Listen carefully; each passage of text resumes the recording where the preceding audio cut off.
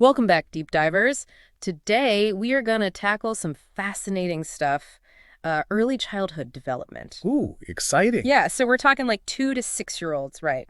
That kind of magic window. So much happening in those years. Right. And we've got some great excerpts from this college textbook, all about the psychosocial stuff. So I think like emotional growth, social skills, all those things that shape who they're going to become. It really is foundational, isn't it?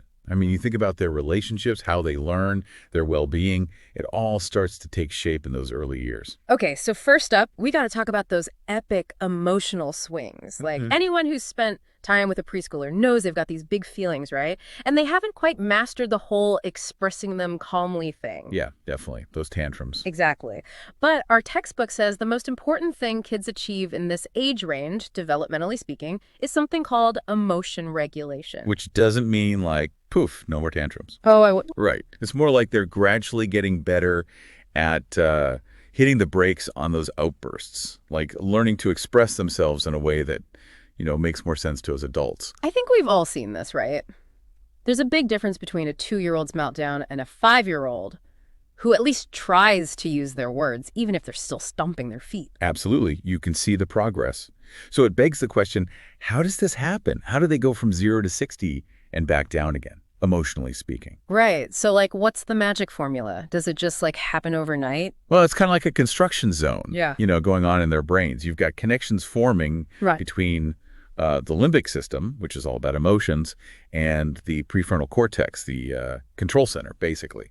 So as those pathways get stronger, kids get better at managing those big feelings. So it's literally about brain maturation. Like, their brains are physically developing the capacity for emotional control. Exactly. But the textbook makes a good point, that it's not just about the hardware, so to speak.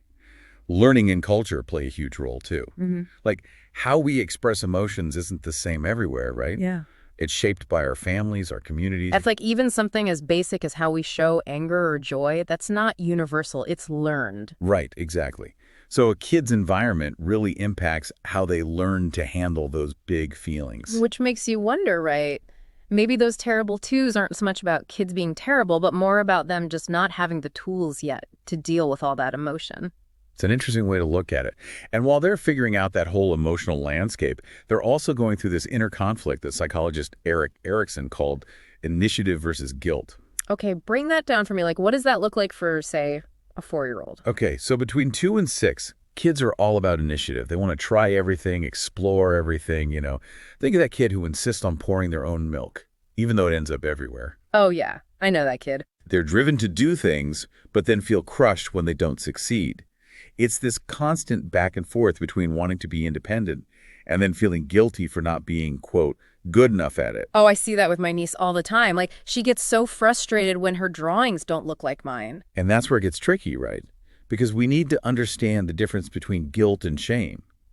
Guilt is more like, I messed up, which can actually be healthy, motivates us to do better. Yeah, it's like a learning experience. Right. But shame's more like, I am bad. And that can really hurt a kid's self-concept, how they see themselves. So how do we help them through that? Because even as adults, I think we struggle with guilt versus shame sometimes. Oh, yeah, for sure. But I think a lot of it comes down to how we react to their mistakes. Instead of saying, look what you did, we can focus on their effort, the learning. Like, wow, you worked so hard on that drawing. Let's try a different technique next time. It's about showing them that messing up is part of learning, not a sign that they're a failure. Exactly. And this makes me think about how kids this age often have like an almost unrealistic belief in their own abilities. They're convinced they can fly or become a superhero. Our textbook calls it protective optimism. It's amazing, isn't it? They think they can do anything. Right. And while it might seem silly to us, that confidence really helps them keep going. It protects them from being afraid to fail, so they just keep trying. It's like their brains are wired for resilience. Which brings us to another question. What drives these little guys? What motivates a 4-year-old to keep at it, even when things are tough? Well, our textbook talks about this thing called intrinsic motivation, which basically means the drive comes from within. So it's not about getting a reward or praise. It's about the satisfaction of building that block tower or the joy of creating a whole imaginary world. So it's that feeling of, I did it, that really fuels them. Exactly. And you know what's a fantastic example of intrinsic motivation? Imaginary friends. Oh, tell me about it. I had a whole cast of imaginary friends as a kid. Right. And you're not alone. They're super common between ages 3 and 7. It's not just kids being silly, though. There's a deeper meaning there. Oh, yeah. Imaginary companions actually help kids with things like dealing with loneliness, practicing emotional regulation, even exploring different social situations in a safe way. Wow. So it's like having a built-in therapist and playmate. Exactly. And that brings us to the whole importance of play itself. I'm sure you know that play is crucial for kids, but our textbook actually calls it the most productive activity they can do. Really? Even more than like those educational apps that promise to teach them coding before kindergarten. Yep, because play is so much more than just fun and games. It's a powerful way for them to learn, develop socially, and grow emotionally. When kids play, they're constantly solving problems, negotiating, trying on different roles, all skills they need in life, right? It's like a crash course on how to be a human. Exactly. Yeah. So how does play change as they get older? Well, it definitely gets more complex, more imaginative, and more social, right? Like you go from that toddler who's in their own little world to a whole group of kids building a fort together. You got it. And this brings us to that fascinating shift from solitary play to social play. Remember we talked about Mildred Parton and the types of social play she identified? Vaguely. Can you remind me? Of course. So she was really a pioneer in understanding how kids go from playing alone to playing with others. It starts with that solitary play where a child is totally absorbed in their own thing. Then you've got onlooker play where they're watching others but not joining in. Like scoping out the situation. Exactly. Ah. Gathering intel. Then we have parallel play where they're playing next to each other but not really interacting. Think of two toddlers building separate block towers, occasionally glancing at each other's work but not actually collaborating. It's like they're aware of each other, but still in their own little bubbles. Right. And then it shifts to associative play, where they start interacting a bit more, like sharing toys or commenting on what the other one is doing. But they're still kind of doing their own thing. So baby steps toward cooperation. Yes. And finally, you reach the peak of social play, cooperative play. Now they're working together towards a shared goal, like building a Lego masterpiece or putting on a puppet show. They're negotiating, compromising, taking turns. It's like all those essential social skills disguised as fun. Totally. And speaking of games, rough and tumble play is another interesting one. It's the kind of play that can make some adults nervous. Oh, I know exactly what you mean, like all the wrestling and chasing. I was never sure how to handle that as a parent. Is it harmless, or should we be worried about it turning into real aggression? Yeah, it's a good question. And this type of play is really common, especially among boys. It often looks like fighting, but there's no intent to harm, Right. They're just testing their limits, developing their coordination, learning about boundaries. So it's more about being physical and playful than actually being aggressive? Right. Think of, like, puppies wrestling. It looks rough, but they're just having fun. And some researchers even think this roughhousing might be good for their prefrontal cortex development, that part of the brain involved in impulse control and managing emotions. So their brains are learning to channel that energy in a healthy way. Exactly. Plus, it teaches them to read those social cues. They learn the difference between playful aggression and the real deal, which is super important. Okay, that makes me feel better about all those wrestling matches I used to break up. But what about kids who aren't into roughhousing? Those who prefer, like, dress up and make-believe? Ah, that's where sociodramatic play comes in. This is where they create and act out scenarios, trying on different roles, experimenting with social dynamics. So they might be playing house, school, doctor, or even making up their own fantasy worlds. I love watching kids do that. It's like getting a glimpse into their imaginations. And it's not just for fun. They're actually rehearsing social rules, figuring out how to negotiate, practicing emotional control, and exploring their own sense of self, like a dress rehearsal for real life. Wow, so play really is this incredible tool for development. It's not just about letting off steam, it's essential. Exactly. But what happens when screen time starts to replace playtime? That's a concern a lot of people have, right? Yeah, definitely. Like, are we raising a generation of kids who are more comfortable interacting with a screen than with each other? Well, our textbook does mention some concerns about too much screen time in young kids. Things like potential problems with physical health, like obesity, and maybe even delays in emotional maturity and how their brains develop. Makes sense, right? If they're spending hours glued to a screen, they're missing out on all those opportunities for play, social interaction, and real-world experiences. Exactly. And it's something to be aware of, especially since the textbook says many young kids are using screens for an average of 3 hours a day. 3 hours. That's a huge chunk of time that could be spent doing things that actually help their brains and bodies grow. It really highlights the need for us to be more thoughtful about our kids' screen time. You know, make sure it doesn't become the default activity, pushing out those other essential experiences. It's a tough balance, though, right? Especially in today's world where technology is everywhere. It is definitely a challenge, but I think it's a conversation worth having. As parents, as educators, as a society, we need to think about the potential risks and make deliberate choices to create environments that really support healthy development. Okay, so let's talk about the challenges that caregivers face in guiding kids' behavior. It's a constant balancing act, isn't it? Providing support and love, while also setting boundaries, teaching them right from wrong. Definitely a balancing act. It's tough. And our textbook talks about different parenting styles, which can be helpful to think about, like how different approaches to raising kids can play out. Okay, let's unpack those styles then. I've heard terms like authoritarian and permissive thrown around, but I'm not always sure what they mean in practice. Right. Those are two of the main ones that a researcher named Diana Baumrind identified. She actually looked at 4 key dimensions of parenting: warmth, discipline, expectations for maturity, and communication. Based on those, she outlined 3 main styles, plus a 4th one that's not so great. Okay, I'm ready for Parenting Styles 101. Let's start with authoritarian. What does that look like in real life? So imagine you're a kid with authoritarian parents. Yeah. You might get punished for a bad grade, even if you tried your hardest.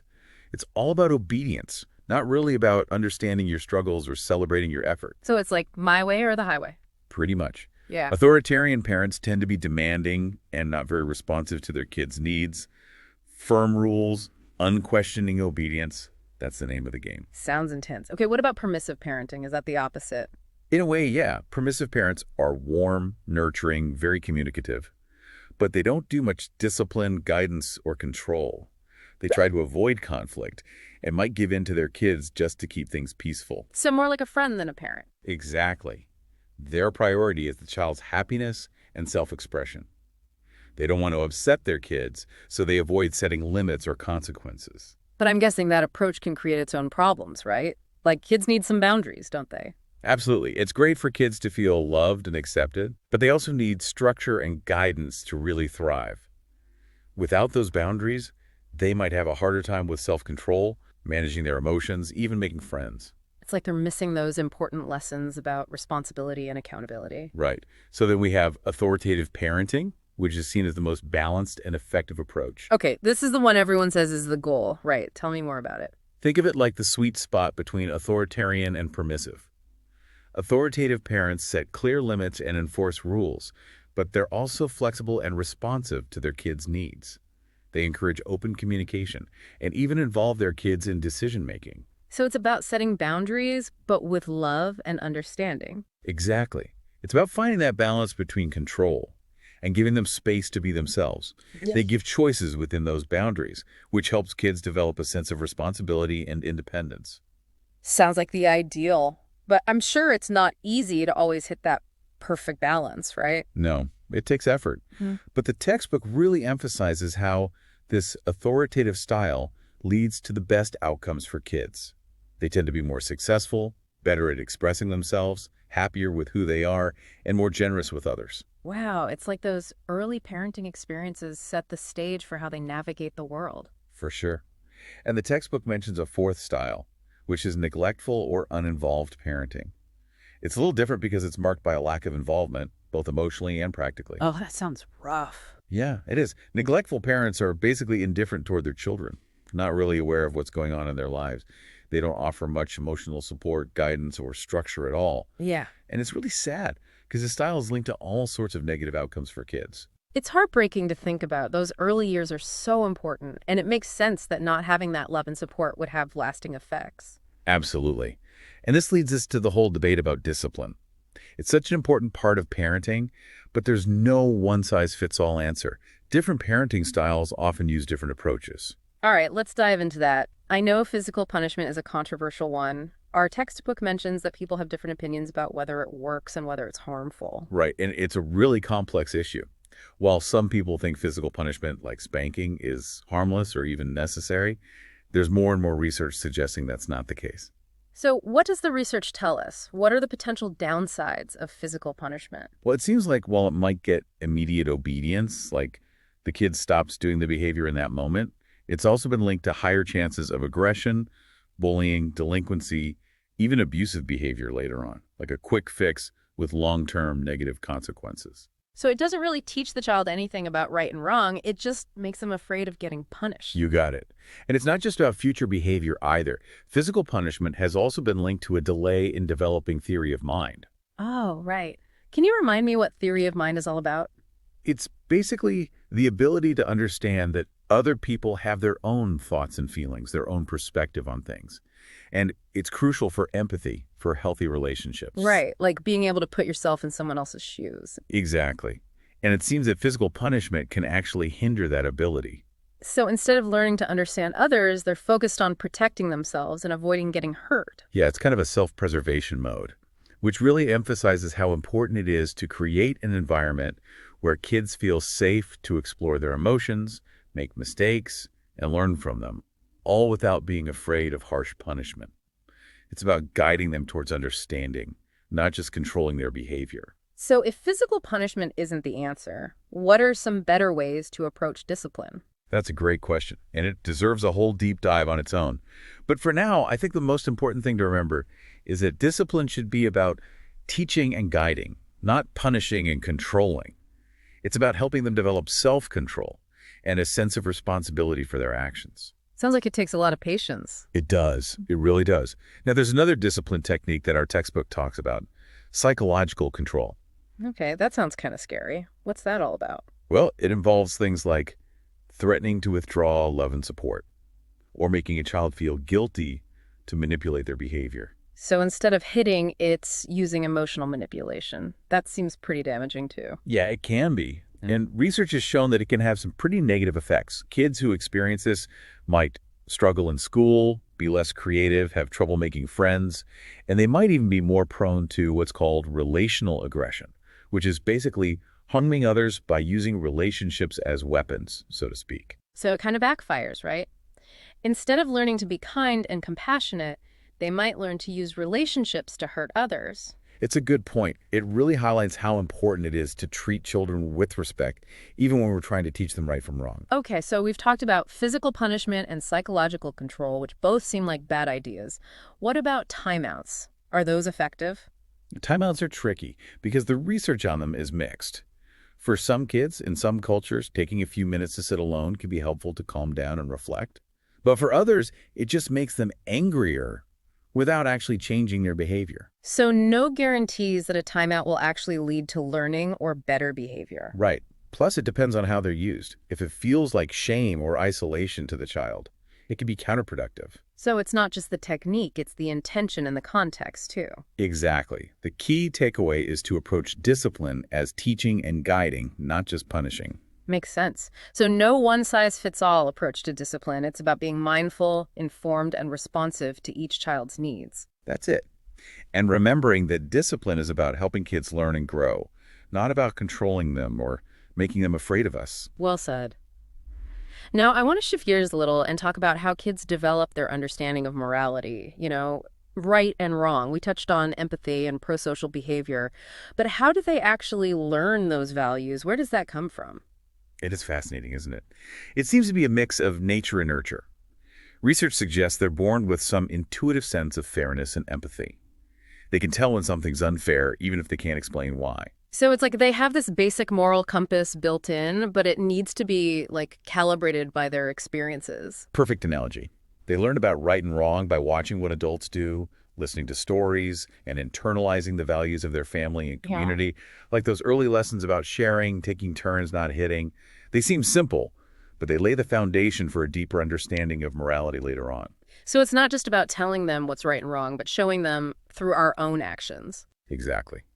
Which brings us back to the importance of those early caregiving relationships and the different parenting styles we talked about. Right, because if a kid is constantly being punished or controlled, they might not have the space to develop their own moral compass. That's a really good point.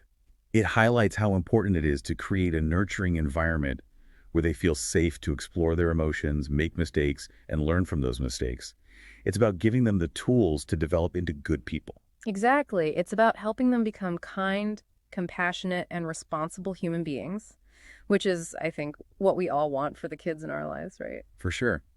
Speaking of developing humans, our textbook also talks about this stage where kids become super aware of gender roles and stereotypes. Oh, yes. The age of pink versus blue, trucks versus dolls. It's amazing how early those messages start to sink in. It is. And, according to our textbook, those stereotypes tend to be especially rigid in the U.S. between ages 3 and 6. So by the time they start kindergarten, they've already absorbed a lot of those messages about what's appropriate for boys and girls. Sadly, yes. And before we go any further, I think it's important to define the difference between sex and gender, because they're often used interchangeably, but they're not the same thing. Yeah, that can be confusing. Exactly. So sex refers to the biological differences between males and females, things like chromosomes, hormones, and physical characteristics. Gender, on the other hand, is about the roles, behaviors, and expectations that society associates with being male or female. It's not biology, it's a social construct. So sex is nature and gender is nurture. That's a good way to put it. Sex is largely determined by genetics, but gender is more fluid and shaped by cultural norms, personal experiences. That's why we see such a wide range of ways people express their gender, even within the same culture. So it's not as simple as saying boys do this, girls do that. There's so much more to it. Absolutely. And because gender is so influenced by culture, those roles and expectations can change over time and look totally different in other parts of the world. Which makes you wonder, right? Are those boy things and girl things really about inherent differences between boys and girls, or are they just things we've been taught? That's a great question. And it brings us to, how do kids develop their understanding of gender roles? Our textbook mentions several theories that try to explain this. Yeah, I remember seeing those. There was psychoanalytic theory, behaviorism, social learning theory, cognitive theories, sociocultural theory, even evolutionary theory. Yeah. That's a lot to wrap your head around. It is. But I think each of those theories brings something interesting to the table. Let's start with psychoanalytic theory, which comes from Sigmund Freud. This one focuses on early childhood and the influence of unconscious drives. So all those hidden desires and conflicts simmering beneath the surface. Exactly. And when it comes to gender, psychoanalytic theory really focuses on this stage Freud called the phallic stage. It happens roughly between ages 3 and 6, when kids become aware of their genitals and start figuring out their own gender identity. And didn't he talk about the Oedipus complex happening during this stage? I remember reading about that. It sounded pretty intense. Yeah, it's a bit of a head-scratcher. According to Freud, boys in this stage develop a subconscious desire for their mother and see their father as a rival. Okay, so picture a 4-year-old having this unconscious love triangle going on in their head. Right. And to resolve this conflict, Freud said boys eventually identify with their father, taking on his masculine traits. It's like, okay, I can't have mom, but I can be like dad. So that's how they learn what it means to be a man, according to this theory. That's the gist. And for girls, Freud proposed a similar but kind of less clear-cut complex called the electric complex. Same idea, but with girls attracted to their fathers and competing with their mothers. But even Freud admitted this one was more complicated. It's interesting to think about how those family dynamics might shape a kid's understanding of gender, even if it's all happening subconsciously. Right, and it's important to note that not all psychologists agree with everything Freud said, but his theories definitely had a big impact on how we think about early childhood, including gender. All right, so let's move on to another theory. Behaviorism. What's that one all about? Behaviorism is a lot more straightforward than psychoanalysis. It emphasizes the role of learning and conditioning, like rewards and punishments, in shaping behavior. And that includes gender roles. So it's like if you reward a boy for playing with trucks and punish him for playing with dolls, he's more likely to stick to the trucks. Exactly. Same goes for girls. It's all about external reinforcement shaping their choices. Sounds a bit like training, almost. Right. And then, close to behaviorism, we have social learning theory, which focuses on the power of observation and imitation in learning. So kids are watching and copying the adults and other kids around them like little sponges soaking it all up. That's the idea. They're constantly observing and picking up those messages about what's considered appropriate for boys and for girls. Which makes you realize how important it is for us to be mindful of the messages we're sending, even unintentionally. Totally. They're always watching, always learning from what they see. Okay, so we've got psychoanalysis, behaviorism, and social learning theory. What about cognitive theories? How do those explain gender? Well, cognitive theories are all about the mental processes we use to make sense of the world. And with gender, these theories suggest that children develop what are called gender schemas, basically mental frameworks for understanding the differences between boys and girls. So they're creating these mental categories for boy things and girl things. Right. And these schemas help them organize information and make sense of everything. The thing is, once those schemas are formed, they kind of act like filters. Filters. Yeah, like they shape how kids interpret new information, usually in a way that confirms what they already believe. Ah, I see. So if a boy sees a girl playing with a truck, his schema might make him think, that's weird, or she's not doing that right. Exactly. Schemas can be pretty rigid, especially when kids are little, but they can also change and become more flexible as kids get older and have more experiences. So it's about challenging those rigid schemas and showing them a wider range of possibilities. Yes. And that's where sociocultural theory comes in. This one emphasizes the powerful influence of culture on gender roles and expectations. So it's not just individual psychology or family, it's the bigger societal context they're growing up in. Precisely.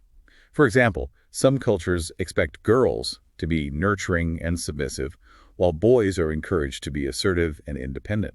And those expectations can have a huge impact on kids' behavior, their self-image, even their dreams for the future. It's fascinating how different cultures can create such different gender norms. It really shows that gender isn't some fixed universal thing. That's a great point. And finally, we have evolutionary theory, which gives us a more biological perspective on gender. So this is where we talk about survival of the fittest and all that. Exactly. Evolutionary theory suggests that differences between genders stem from our biological past, things that helped us survive as a species. For example, they might say that men tend to be more aggressive because it was useful for hunting and protecting their families back in the day. And women might be more nurturing because that was essential for raising children. So those ancient instincts are still driving our behavior today. That's the idea. But keep in mind that evolutionary theory can be controversial. It doesn't explain everything about human behavior, especially something as complex and influenced by culture as gender. Right, so it's just one piece of the puzzle. Exactly. I think the big takeaway is that all these theories offer possible explanations for how gender roles develop, but none of them have all the answers. It's this mix of biological, psychological, social, and cultural factors all working together. So it's not about choosing the one right theory, it's about understanding that each one gives us some insight into this really multifaceted thing. Precisely. And for caregivers, it means we have to figure out which values and beliefs we want to prioritize when guiding our children's understanding of gender. It's a big responsibility. Yeah. And understanding these different theories can help us make those choices more thoughtfully. Absolutely. And before we move on, I wanted to mention one final concept. The gender similarities hypothesis. Okay, that one sounds interesting. What's that all about? It's pretty thought-provoking. This hypothesis, put forward by psychologist Janet Hyde, suggests that while there are some biological differences between males and females, we often focus so much on those differences that we miss the much bigger picture. How similar the two genders actually are. So we're overemphasizing those differences and overlooking all the ways boys and girls are alike. Exactly. Research shows that boys and girls are way more alike than they are different when it comes to things like how they think, their personalities, even their emotions. There's so much overlap that you can't predict how a person will act or what they'll be good at just by knowing their sex. That's a powerful reminder to fight those stereotypes and really appreciate the full spectrum of human diversity. Absolutely. We need to build a world where every child can explore their interests, develop their talents, and just be themselves without being limited by those rigid gender boxes. It's about recognizing and celebrating the unique potential within every child, regardless of whether they're a boy or a girl. Beautifully said. Diversity is a strength, not a weakness. Well, I feel like we've just scratched the surface of early childhood development. It's amazing how much is happening in those little brains. It really is. And the more we understand those early years, the better we can support and nurture the children in our lives and create a world where they can truly thrive. I couldn't agree more. There's so much more to explore, and I'm excited to continue our deep dive next time. Thanks for listening, everyone. Wow, we've covered so much ground already, haven't we? I know, right? It's amazing how much there is to learn about those first few years. And one thing that's really hitting home for me is how this knowledge about early childhood, it doesn't just apply to individual families. It can actually inform how we make decisions as a society. Ooh, that's interesting. So we're not just talking about raising kids, but about creating systems and structures that benefit all kids. Exactly. Think about it. If we know that play is crucial for development, then we can push for policies that make play a priority. Okay, I like where you're going with this. So, like, what kind of policies? Well, for example, advocating for more play-based learning in schools, Hmm. or creating more playgrounds that are accessible to everyone, regardless of their abilities or their neighborhood. I love that. It's like shifting from play is nice to play is essential and then building a world that reflects that. Right. Or think about the impact of different parenting styles. Knowing that could lead to better support for parenting education programs, especially for families facing tough situations like poverty or stress. Because those factors can make it so much harder to be the kind of parent you want to be, right? Absolutely. Yeah. And if we can give parents the tools and support they need, we're giving kids a better chance from the very beginning. It's like breaking that cycle of disadvantage, giving every child a fair shot. That's the goal. And speaking of things that can impact development, remember that statistic about screen time? Oh, yeah, the one about young kids spending 3 hours a day on screens. Right. That one still makes me pause. Me too, honestly. It's a little unsettling. What can we do to minimize the potential downsides, do you think? Well, the first step is awareness. Just knowing about the risks can help us be more mindful about how our kids are using technology. So it's not about banning screens altogether, it's about using them thoughtfully. Exactly. Setting limits, choosing age-appropriate content, and making sure screens don't replace things like playing outside, being with other people, or just using their imaginations. Right, like screens shouldn't become the default activity. And don't underestimate the power of being a good example yourself. Kids are always watching us. If they see us glued to our phones all the time, that sends a message. Okay, you're right. I am definitely guilty of that sometimes. I need to be more mindful. It happens to all of us. Yeah, It's a constant learning curve, right? for sure. Now, I want to shift gears a bit and talk about moral development. How kids figure out right from wrong. We talked about empathy and prosocial behavior, but how does that actually develop in those early years? Is there some innate moral compass they're born with, or is it all learned? It's such a fascinating question. And the research suggests it's a combination of both, actually. It seems like young children do have this intuitive sense of fairness and empathy. Like they can often tell when something's not fair, even before they can articulate why. So it's like they come pre-wired with a basic sense of right and wrong. I think that's a great way to put it. But then that understanding is shaped and refined by all the experiences they have as they grow up. So it's like they have this rough draft and their environment fills in the details. I love that analogy. They learn about right and wrong by watching adults, listening to stories, internalizing the values of their family and their community. All those early lessons about sharing, taking turns not hitting, those things might seem simple, but they're building blocks for a more complex understanding of morality later on. It really makes you think about how much those everyday interactions matter, both the ones they see and the ones they're part of. Absolutely. And this circles back to the importance of those caregiving relationships and the parenting styles we discussed. Because those early experiences don't just shape moral understanding, but also things like how kids feel about themselves, how they handle challenges, how they connect with others. It's like a ripple effect, isn't it? Those early interactions create these waves that impact their development in so many ways. That's such a great image. And it's important to remember that development isn't always linear. There will be ups and downs, moments where it seems like they're going backwards, sudden leaps forward. Every kid is different, and they'll move through these stages at their own pace. So it's about meeting them where they are, being patient with the process, and understanding that there's no one right way to develop. Exactly. It's about creating a space where they feel safe to explore, to make mistakes, to learn and grow in their own way. And speaking of individual differences, I want to circle back to the gender similarities hypothesis, the one that challenges the idea that boys and girls are fundamentally different. Oh yeah, that's a really important one. Janet Hyde, the psychologist who proposed it, has really pushed the field to think differently about gender. And the research is pretty clear.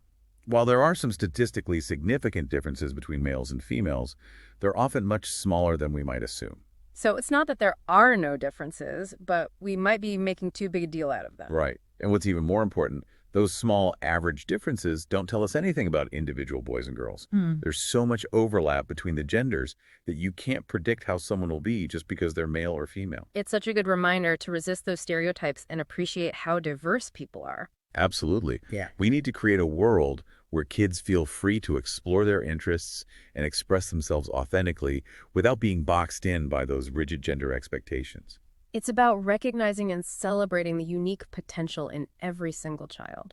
Beautifully said.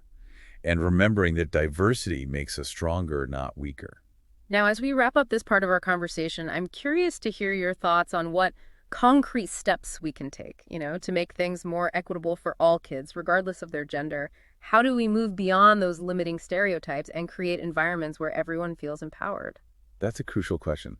I think it starts with being honest with ourselves about our own biases, because we all grow up in a society that's full of messages about how boys and girls should be. It's like we've all absorbed those messages, whether we realize it or not. Exactly. We're bombarded with them constantly from the media, our families, everywhere. So it's almost impossible not to have internalized some of those stereotypes, even if we don't agree with them. So, step one is to recognize those unconscious biases that might be affecting how we interact with kids and what opportunities we offer them. You got it. And once we've done that, we can start making more deliberate choices in our everyday lives. Even small things can make a difference. Okay, like what? Give me some examples. Well, for starters, make sure you're offering a wide range of toys and activities to kids, no matter their gender. So, encouraging boys to play with dolls and girls to build with blocks? Exactly. It's about letting them explore their interests and develop their skills without being restricted by those narrow gender roles. What about in schools? What kind of changes can we make there? Well, we need to make sure textbooks and teaching materials represent all genders. And it's about creating a classroom culture where kids feel safe and respected, no matter how they identify. And beyond our homes and schools, how can we advocate for gender equity in our communities? We can support organizations that are fighting for gender justice. We could speak out against sexism and discrimination when we see it. And we can push for policies that create more equal opportunities for everyone. It's about using our voices, raising awareness, and creating a culture that values equality and respect. Right. And understanding that when we work towards gender equality, everyone benefits, not just women and girls. It's about creating a fairer, more just world for all kids, a world where everyone can reach their full potential. And as we continue our deep dive into this topic in the next part, I'm eager to explore some more concrete actions we can take to make that vision a reality. As we wrap up our deep dive into early childhood development, there's one thing that keeps coming back to me. What's that? It's just the sheer amount of stuff happening in those little brains between 2 and 6. It's mind-boggling. It really is, like a constant whirlwind of growth and change. And one thing from our textbook that really stuck with me was that link between physical punishment and how kids develop theory of mind. Yeah, that was a powerful point, wasn't it? It really was. Just to remind everyone, theory of mind is that ability to understand other people's thoughts and feelings. And it sounds like kids who experience harsh physical punishment often have trouble developing that skill. Exactly. It makes sense when you think about it, right? If your main interactions with adults involve them using physical force to control you, you're not exactly being encouraged to consider their perspective. Right. It becomes all about self-preservation, avoiding punishment, not about understanding the other person. And while that might work in the moment, it can have long-term consequences for their social and emotional development. Because if you can't put yourself in someone else's shoes, how can you build healthy relationships? Or cooperate, or even just navigate social situations without constant conflict? It's like trying to read a map with all the landmarks missing. Right, you're lost. Exactly. And it really underscores how important it is to create that safe, nurturing environment where kids can explore their emotions, make mistakes, and learn from them without being afraid of getting hurt. So it's about teaching them to understand and regulate themselves, not just controlling them through fear. That's it. And I think that applies to so much more than just discipline. It's about how we approach all aspects of parenting and caregiving. Creating a space where kids feel seen and valued for who they are, not just for how well they behave. It's about tapping into those intrinsic motivators we talked about, right? Helping them find that internal drive to learn and grow and become the best versions of themselves. Absolutely. Now, before we wrap up this deep dive into early childhood, I wanted to leave you with a question that our sources didn't explicitly answer, but I think it's something we all need to consider. Ooh, a bonus question. I'm all ears. Okay, so we've learned a ton about the complexities of these early years, right? The emotional ups and downs, the power of play, the different parenting styles, the development of gender identity, all of it. But how do we take all this knowledge and turn it into action? Not just for individual kids, but for society as a whole. That's a big question. It's like, how do we move from understanding to action? From theory to real-world change? Right. It's about recognizing that investing in early childhood isn't just a family responsibility, it's a societal one. It's about creating systems and structures that support all children, no matter their background, their circumstances, their individual needs. So we're talking big picture stuff here. Things like affordable childcare, high-quality preschools, policies that help parents balance work and family, maybe even public education campaigns to raise awareness about how crucial these early years are. Exactly. It's about changing our priorities as a society and realizing that the foundation for a better future starts with how we care for our youngest citizens. It's like we're planting seeds and then creating the best possible conditions for them to grow. What a great way to put it. Well, as we come to the end of our deep dive, I'm feeling so many things, inspired, informed, but also, I have to admit, a little overwhelmed by the sheer scale of it all. It's a lot, for sure, but I think the key is to focus on what we can do, even if it seems small. Every interaction we have with a child, every bit of knowledge we share, every step we take to create a more supportive environment, it all adds up. So it's about embracing those everyday moments, big and small, where we can nurture those developing minds. Beautifully said. Well, I think it's time for us to surface from our deep dive. It's been such a pleasure exploring this topic with you. The feeling is mutual. And to all our listeners out there, thanks for joining us on this journey into the fascinating world of early childhood development. We've covered so much ground, but there's always more to learn. Keep asking questions, keep those conversations going, and most importantly, keep working to create a world where all children have the chance to thrive. Until next time. Thanks for listening to The Deep Dive.